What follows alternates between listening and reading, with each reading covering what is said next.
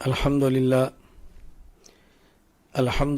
وحدہ لا شریک لہ والصلاة والسلام علی من لا نبی بعدہ اما بعد فاعوذ باللہ من الشیطان الرجیم بسم اللہ الرحمن الرحیم اذ یقول لصاحبہ لا تحزن ان اللہ معنا اللہم صلی علی محمد وعلی آل محمد كما صليت على إبراهيم وعلى آل إبراهيم إنك حميد مجيد اللهم بارك على محمد وعلى آل محمد كما باركت على إبراهيم وعلى آل إبراهيم إنك حميد مجيد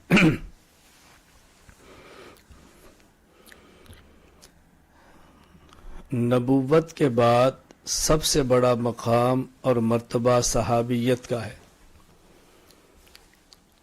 پھر نبوت انسانیت میں سب سے اعلیٰ مقام ہے اور انبیاء علیہ السلام میں سے سب سے اعلیٰ مقام خاتم الانبیاء، سید الانبیاء، امام الانبیاء، نبی الانبیاء حضرت محمد مصطفیٰ صلی اللہ علیہ وسلم کا ہے. صحابہ کرام رضی اللہ عنہم مجمعین میں سے سب سے اعلیٰ عرفہ افضل مقام حضرت سیدنا ابو بکر صدیق رضی اللہ تعالی عنہ کا ہے. نبوت ایک وہبی چیز ہے، کسبی چیز نہیں. نبی انسان عمل سے نہیں بنتا بلکہ محض اللہ کی عطا سے بنتا ہے.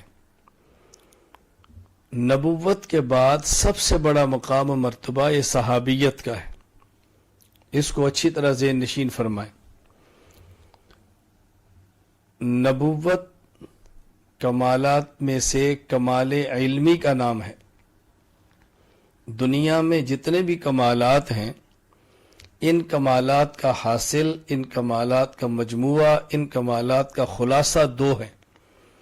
نمبر 1 کمال علمی، نمبر 2 کمال عملی. نبوت کمال علمی ہے. اس پہ دلیل کیا ہے؟ کسی شخص کا کمال وہ ہوتا ہے جو اس میں ہو اور دوسرے میں نہ ہو، یا جتنا اس میں ہو اتنا دوسرے میں نہ ہو. جو علم اللہ نبی کو دیتا ہے، نبی کی امت میں سے کسی کے پاس اور امت کے سارے افراد کو ملا بھی لیا جائے تو ان کا علم پیغمبر کے برابر کیا پیغمبر کے علم کے قریب بھی نہیں ہوتا. جہاں تک تعلق ہے عمل کا، اس میں بظاہر مقدار میں کبھی کوئی امتی عمل میں نبی سے آگے نکلتا ہے. میں مثال کے طور پہ عرض کرتا ہوں، حضور اکرم صلی اللہ علیہ وسلم نے اپنے 23 سالہ دور نبوت میں ایک حج فرمایا. امتی کئی ملیں گے جن نے 10 حج کیے، 20 حج کیے، 50 حج کیے، اور جب ساری امت کے حج جمع کریں گے تو بظاہر حج بہت زیادہ ہو جائیں گے. تو بظاہر امتی عمل میں نبی سے بڑھتا ہے، وہ حقیقت میں وہ بھی نبی سے آگے نہیں بڑھ سکتا. اس پر میں تفصیلی بات تحذیر الناس میں کر چکا ہوں. میں سمجھانا ہی چاہ رہا ہوں کہ نبوت کمال علمی ہے.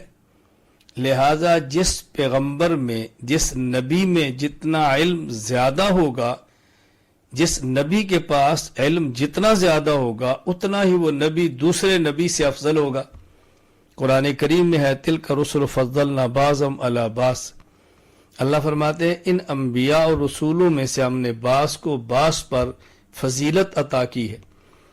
نبیوں کے درمیان وجہ فضیلت و علم ہے، کیونکہ کمال علم ہے. انبیاء میں سب سے افضل رسول اکرم صلی اللہ علیہ وسلم ہے، اس لیے کہ رسول اکرم صلی اللہ علیہ وسلم کے پاس علم تمام انبیاء کے علوم سے زیادہ ہے.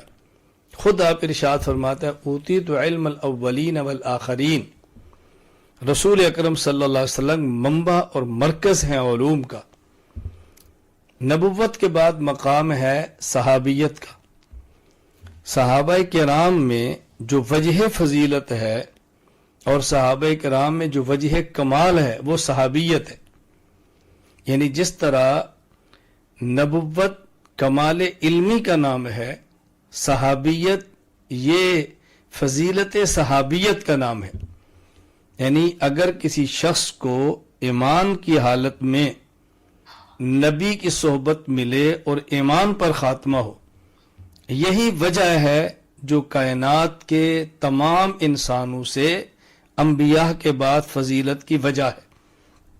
صحابیت یعنی صحابی جو انبیاء کے بعد دوسرے لوگوں سے افضل ہے، اس کی وجہ صحابی کا علم نہیں ہے، اس کی وجہ اس کا زہد نہیں ہے، اس کی وجہ اس کا جہاد نہیں ہے، اس کی وجہ اس کی سخاوت نہیں، اس کی وجہ اس کی تلاوت قرآن نہیں، اس کی وجہ اس کی تہجد اور شب بیداری نہیں، اس کی وجہ شجاعت نہیں، اس کی وجہ صحابیت ہے. تو جس طرح نبوت کمال علمی ہے، تو انبیاء میں سے جس نبی کے پاس علم زیادہ اتنا ہی وہ نبی دوسرے انبیاء سے افضل. تو صحابہ کرام رضی اللہ عنہ مجمعین میں سے جس شخص کے پاس صحابیت جتنی زیادہ ہے، اتنا ہی وہ دوسرے صحابہ کرام سے افضل شمار ہوگا. اب اس پر آپ دیکھیں تو حضرت سیدنا صدیق اکبر رضی اللہ تعالیٰ عنہ ممتاز نظر آتے ہیں. ابو بکر صدیق رضی اللہ تعالیٰ عنہ کو جو شرف صحابیت، جو طول صحبت نبوت ملی ہے، اس کی مثال 1,44,000 کم و بیش صحابہ کرام رضی اللہ عنہ مجمعین میں نہیں ہے. میں گزارش کرتا ہوں ایک وجہ سمجھیں، صحابہ کرام میں سب سے زیادہ طویل و صحبت ابو بکر صدیق ہے.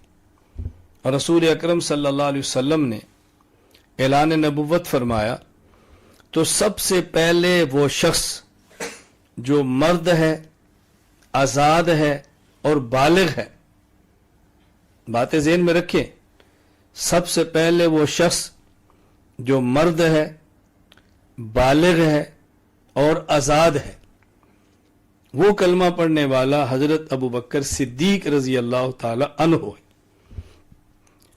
حضرت خدیجۃ الکبریٰ رضی اللہ عنہا نے سب سے پہلے کلمہ پڑھا، لیکن خواتین میں سے سب سے پہلی خاتون حضرت سیدہ خدیجہ کبریٰ ہیں. حضرت علی المرتضیٰ رضی اللہ عنہ کلمہ پڑھا، لیکن وہ نابالغ تھے. نابالغ بچوں میں سب سے پہلے جس نے کلمہ پڑھا حضرت علی المرتضیٰ ہے رضی اللہ عنہ. حضرت زید بن حارثہ رضی اللہ عنہ کلمہ پڑھا، وہ غلام ہیں. غلاموں میں جس شخص نے سب سے پہلے کلمہ پڑھا رسول اکرم صلی اللہ علیہ وسلم کا، وہ حضرت زید رضی اللہ تعالی عنہ ہے. لیکن وہ شخص جو مرد بھی ہو، بالغ بھی ہو اور آزاد بھی ہو، اور سب سے پہلے جس نے کلمہ پڑھا ہو، وہ حضرت ابو بکر صدیق رضی اللہ تعالی عنہ ہے. گویا رسول اکرم صلی اللہ علیہ وسلم کا جو ساتھ ہے، نبوت کی جو صحبت ہے، وہ سب سے زیادہ حضرت ابو بکر صدیق رضی اللہ تعالی عنہ کو ملی ہے. 23 سالہ دور نبوت کا سب سے بڑا ساتھی وہ حضرت ابو بکر صدیق رضی اللہ تعالی عنہ ہے. یہ معمولی اعزاز نہیں ہے، یہ معمولی اعزاز نہیں.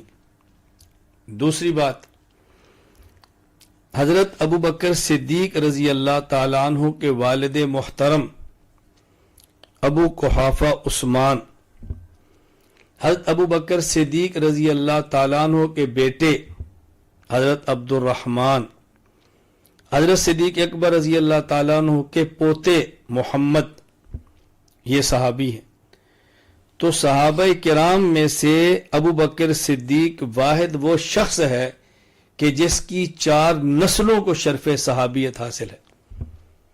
عثمان ابو قحافہ، ان کے بیٹے ابو بکر، اور ان کے بیٹے عبد الرحمن، اور ان کے بیٹے محمد. یہ صحابہ کرام رضی اللہ عنہ مجمعین میں سے، اور پوری تاریخ انسانی میں کسی کو عظمت اور یہ شرف حاصل نہیں ہوا جو ابو بکر صدیق رضی اللہ تعالی عنہ کو ہے. گویا طویل و صحبت بھی ہیں، اور خاندان کے اعتبار سے آپ ان کے نسب کو دیکھیں تو کثیر و صحبت بھی ہے. ابو بکر صدیق رضی اللہ تعالیٰ عنہ کا خونی رشتہ اوپر سے نیچے، نیچے سے اوپر تک 4 نسلیں پیغمبر کی صحابی بنی ہیں، جو کہ معمولی اعزاز نہیں ہے. اللہ اکبر، بہت بڑا اعزاز ہے. اور پھر تیسری بات صحابیت کے حوالے سے، رسول اکرم صلی اللہ علیہ وسلم کے صحابہ کرام میں سے کسی نہ کسی صحابی کی کوئی خصوصیت ہے. مثلا حضرت عثمان رضی اللہ عنہ کی خصوصیت یہ ہے کہ یکے بعد دیگرے ان کے نکاح میں نبی کی 2 بیٹیاں آئی ہیں، ان کو ذوالنورین کہتے ہیں. ذوالنورین کہنے کی وجہ بھی یہ ہے کہ 2 نور نظر، 2 لخت جگر نبی کے ان کے نکاح کے اندر آئی ہیں. اسی طرح حضرت زید رضی اللہ تعالیٰ عنہ، ان کی خصوصیت یہ ہے کہ قرآن کریم نے صحابہ کرام میں سے واحد صحابی حضرت زید کا نام لیا ہے. فلما قضا زید منہا وطرا، نام لیا ہے زید رضی اللہ عنہ، بہت بڑا اعزاز ہے. اسی طرح مختلف صحابہ کرام کے مختلف اعزاز ہیں. حضرت ابو بکر صدیق رضی اللہ عنہ کا اعزاز یہ ہے کہ قرآن کریم نے ان کے لفظ صاحب کا استعمال کیا ہے. صحابی، صاحب، ساتھی. اذ یقول لصاحبہ لا تحزن ان اللہ معنا. اللہ اکبر. ان کی صحابیت پر قرآن کی تصریح ہے، وضاحت ہے. ابو بکر صدیق رضی اللہ تعالیٰ عنہ، انسانیت میں سب سے بڑا مقام نبوت کا. نبوت میں کمال علمی. حضرت رسول اکرم صلی اللہ علیہ وسلم کے پاس تمام انبیاء سے زیادہ علم ہے. آپ تمام انبیاء سے اعلیٰ اور افضل ہیں. آپ کے اعلیٰ اور افضل انبیاء ہونے کی وجہ ایک نہیں، کئی ہے. میں ایک وجہ بتا رہا ہوں. نبوت کے بعد سب سے بڑا مقام اور مرتبہ صحابیت کا ہے. صحابہ کرام میں سب سے افضل حضرت ابو بکر صدیق ہے رضی اللہ تعالیٰ عنہ. کیوں؟ صحابی کی وجہ فضیلت دیگر افراد پر وہ صحابی ہونا ہے. ابو بکر صدیق رضی اللہ تعالیٰ عنہ اس میں ممتاز ہیں. 3 وجہ. نمبر 1، سب سے زیادہ زمانہ صحبت نبوت کا ابو بکر صدیق نے پایا. نمبر 2، 4 نسلیں ابو بکر صدیق رضی اللہ عنہ کی حضور کی صحابی بنی ہیں.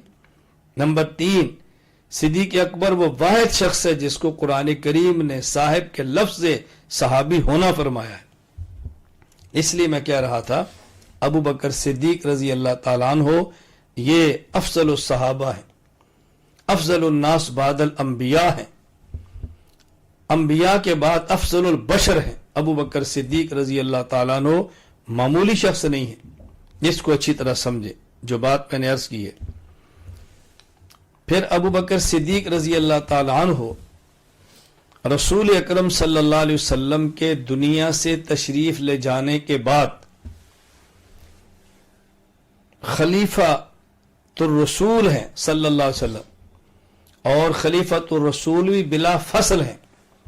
ابو بکر صدیق رضی اللہ تعالیٰ عنہ نبوت کے صحیح معنی میں جانشین ہیں. ابو بکر صدیق رضی اللہ تعالیٰ عنہ صحیح معنی میں پیغمبر پاک کے جانشین ہیں. ابو بکر صدیق رضی اللہ تعالیٰ عنہ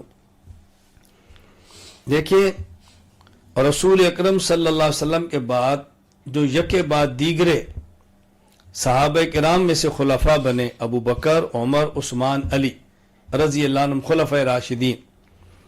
ان چاروں میں ابو بکر اور عمر یہ رسول اللہ صلی اللہ علیہ وسلم کے سسر ہیں، کیونکہ صدیق کی بیٹی عائشہ حضور کے گھر میں ہے، عمر کی بیٹی حفصہ حضور کے گھر میں ہے رضی اللہ عنہم. حضرت عثمان علی داماد بنے ہیں. رسول اللہ صلی اللہ علیہ وسلم کی بیٹی رقیہ ام کلثوم یکے بعد دیگرے عثمان کے گھر میں ہیں. رسول اللہ صلی اللہ علیہ وسلم کی بیٹی فاطمۃ الزہرا حضرت علی کے گھر میں ہیں. ابو بکر عمر سسر ہیں، عثمان علی داماد ہیں. سسر باپ کی طرح ہے، داماد بیٹے اولاد کی طرح ہے. پھر ان میں ابو بکر مسلمان پہلے عمر میں بڑے، قربانی زیادہ، ابو بکر کا نمبر 1 ہے۔ عمر میں چھوٹے، اسلام بعد ملا ہے، قربانی کم، نمبر 2 پر ہے۔ حضرت عثمان و علی میں سے عثمان داماد دوہرے ہیں، نمبر 3 ہے۔ علی داماد اکارے ہیں، نمبر 4 ہے۔ ترتیب خلافت میں صدیق اکبر رضی اللہ تعالیٰ عنہ خلیفہ اول بلا فصل ہے۔ صدیق اکبر رضی اللہ تعالیٰ عنہ کے اعزازات کئی ہیں، ایک اعزاز نہیں ہے، لیکن یہ 2 اعزاز کان کھول کے سنیں، توجہ سے سنیں۔ جو بات میں کہہ رہا ہوں، میں پوری امت کے سامنے یہ بات بڑی تحدی اور چیلنج اور دعوے کے ساتھ کہہ رہا ہوں، دلیل کی بنیاد پہ کہہ رہا ہوں، حمیت اور صدیق کی غیرت کی بنیاد پہ کہہ رہا ہوں کہ یہ 2 چیزیں ایسی ہیں کہ جن میں سے کسی ایک کا انکار کرنے والا شخص مسلمان نہیں رہ سکتا۔ جو حضرت ابو بکر صدیق رضی اللہ عنہ کو صحابی نہ مانے، مسلمان وہ بھی نہیں ہوتا۔ جو صدیق اکبر کو حضور صلی اللہ علیہ وسلم کے بعد خلیفہ اول بلا فصل نہ مانے، مسلمان وہ بھی نہیں ہوتا۔ یہ صدیق اکبر کی بنیادی 2 بڑی خصوصیات ہیں۔ اس کو توجہ سے، اس کو معمولی بات نہ سمجھیں، یہ عقیدے کا مسئلہ ہے، یہ نظریے کا مسئلہ ہے، یہ ایمان کی غیرت کا مسئلہ ہے، یہ مسلمان کی ایمانی غیرت کا تقاضا ہے۔ اپنے عقائد کو پڑھو، عقائد کو سمجھو، عقائد پہ دلائل لو، اور پھر عقائد کو لے کر پوری دنیا میں پھیل جاؤ۔ دلیل کی طاقت تمہارے پاس ہونی چاہیے، غیرت تمہارے پاس ہونی چاہیے، تقوی کی زندگی تمہارے پاس ہونی چاہیے۔ اپنی خلوت کو گناہوں کی آلودگی سے بچا کے چلو، اللہ کی مدد آپ کے ساتھ ہے، اللہ کی نصرت آپ کے ساتھ ہے، اللہ کی مدد آپ کے ساتھ ہے۔ رسول اکرم صلی اللہ علیہ وسلم کے جانشین صحابی ابو بکر رضی اللہ عنہ بہت خصوصیات کے حامل ہیں۔ میں اب تیسری بات کہتا ہوں، حضرت صدیق اکبر رضی اللہ تعالی عنہ کے بارے میں اگر کوئی مجھ سے مختصر تعریف پوچھے تو میں کہا کرتا ہوں صدیق عکس نبوت کا نام ہے، صدیق عکس نبوت کا نام ہے۔ رسول اللہ صلی اللہ علیہ وسلم کے اوصاف چلتے پھرتے اگر آپ نے کسی نے دیکھنے ہو، ابو بکر صدیق میں دیکھے۔ رسول اللہ صلی اللہ علیہ وسلم سے بڑا انسان سخی کوئی نہیں، صحابہ کرام میں اور پیغمبر کے بعد پوری امت میں ابو بکر صدیق سے زیادہ سخی کوئی اس کی مثال آپ پیش نہیں کر سکتے کہ جب اللہ کے نبی دین کے لیے مال مانگیں، صدیق وہ شخص ہے جو اپنے گھر میں جھاڑو دے کر دھاگے اور سوئی تک کو نبی کی خدمت پہ پیش کرتے ہیں، کوئی اس کی مثال آپ پیش نہیں کر سکتے۔ نبی کریم صلی اللہ علیہ وسلم سے بڑا دنیا میں شجاع اور بہادر کوئی نہیں، ابو بکر صدیق رضی اللہ تعالیٰ عنہ سے بڑا انبیاء کے بعد بہادر کوئی نہیں۔ خود حضرت علی رضی اللہ عنہ فرمایا کرتے تھے اشجع الناس بعد الانبیاء ابو بکر، فرماتے کہ ہم میں سب سے بہادر ذات ابو بکر صدیق کی ہے۔ آپ غزوہ حنین کو دیکھیں، نبی صلی اللہ علیہ وسلم آگے بڑھ رہے ہیں، آپ کی جماعت کے پاؤں اکھڑ گئے، اس طرح اچانک دشمن نے تیر اندازی کی، ایک مرتبہ پاؤں کھڑے اور رسول اللہ صلی اللہ علیہ وسلم آگے بڑھ رہے ہیں اور فرماتے ہیں انا النبی لا کذب انا ابن عبد المطلب، انا النبی لا کذب انا ابن عبد المطلب، انا النبی لا کذب انا ابن عبد المطلب۔ حضور تنہا بڑھ رہے ہیں، رکنے والے نہیں۔ نبی کریم صلی اللہ علیہ وسلم کے جانے کے بعد مانعین زکوٰۃ کا فتنہ، مرتدین کا فتنہ، مسلمہ کذاب کا فتنہ، فتنے جوش مار رہے تھے، اور ابو بکر صدیق رضی اللہ تعالیٰ عنہ تنہا گھوڑے پر سوار ہیں اور ہاتھ میں تلوار لے کر فرماتے ہیں لو منعونی اقالا لیؤدونہ الی رسول اللہ صلی اللہ علیہ وسلم لاقتلہم۔ حضور کے دور میں جو رسی اونٹ کی زکوٰۃ میں دیتے تھے، اگر تم نے نہ دی میں صدیق تنہا تم سے قتال اور جہاد کروں گا۔ امام سیوطی رحمہ اللہ فرماتے ہیں صدیق اکبر ارتداد کے دور میں ایسے کھڑی تھے جیسے نبی کھڑا ہوتا ہے۔ ابو بکر صدیق رضی اللہ عنہ عکس نبوت ہے۔ میں کیسے سمجھاؤں آپ کو؟